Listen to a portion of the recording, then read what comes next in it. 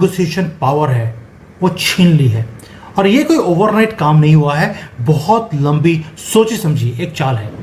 अगर आप यूएसए को देखते हैं, आपके दिमाग में एक बात आती है कि डेवलप्ड सिटीज़ हैं, पूरा डाटा सेंटर, पूरा टेक्नोलॉजी उनके हाथ में है, नेवी उनकी बहुत स्ट्रांग है। तो ये सारे जो मुद्दे थे, इकोनॉमी स्ट्रांग है, जिसके कारण सारी दुनिया को झुकना पड़ता था एक अमेरिकन हेजीमनी के सामने।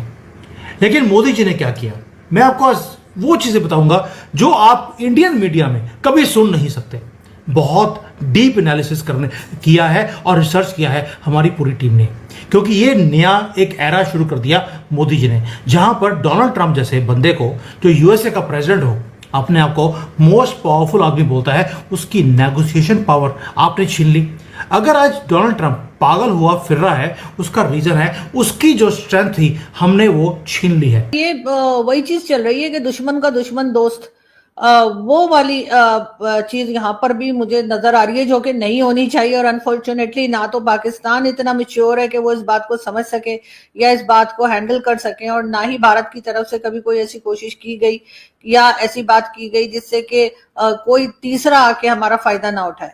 अब हो वही रहा है कि जिस वक्त पाकिस्तान के खिलाफ कुछ करना होता है अमेरिका ने, तो वो भारत का साथ दे देते हैं, भारत की वाह कर देते हैं। और अगर उन्हें भारत को कोई टफ टाइम देना होता है तो वो उस वक्त भी पाकिस्तान का इस्तेमाल कर लेते हैं।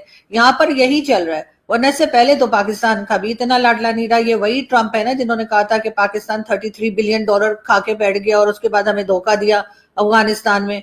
ये ट्रंप के ही स्टेटमेंट है ना, अगर मैं गलत नहीं हूं तो। और इसी तरह की कई चीजें जो है, हिलरी क्लिंटन ने कह दिया कि जी आप बैकयार्ड में सांप पालेंगे तो आपको डसेंगे। पाकिस्तान के खिलाफ कोई एक नहीं, बेशुमार स्टेटमेंट्स जो है वो अमेरिकन जो है, चाहे वो प्रेसिडेंट हो, चाहे गवर्नमेंट हो या गवर्नमेंट ऑफिशियल्स हो या बाहर कोई भी हो, उनके स्टेटमेंट्स मौजूद हैं। ग्लोबल टेक्नोलॉजी का जो लैंडस्केप है, मोदी जी ने उसको शिफ्ट कर लिया, क्योंकि आपको मालूम है टेक्नोलॉजी जिसके हाथ में है वो पूरे दुनिया को कंट्रोल करता है।